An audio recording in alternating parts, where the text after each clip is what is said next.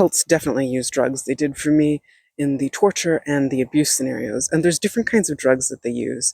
Like some of them are to make us hallucinate or to not see what's really there, to have it be harder to identify abuser faces and voices. There are some drugs they use to increase the pain.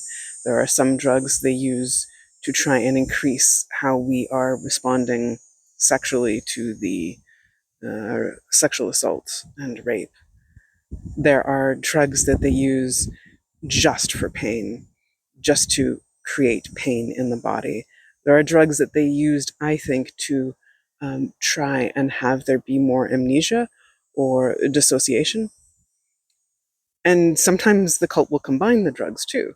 They experimented on us, I know, but they're also trying to create better techniques to make the torture worse and to make it harder for us to remember who abused us, to talk about what actually happened, the cult's torture, to recognize what actually happened and to realize that it's memory and not like some uh, distorted nightmare, and to allow the cult to continue. And it is so diabolical of them. It is so intentional. And my body reacts really strongly to any kind of drug or even supplement. And I think it's because of how often the cult used drugs on me.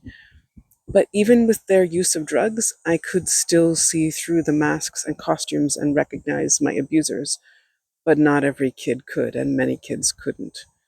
But I do think a large component of it is to confuse us, to make it harder to remember, to make it harder to talk, to make it harder to identify abusers, and to prevent us from talking about the cult torture.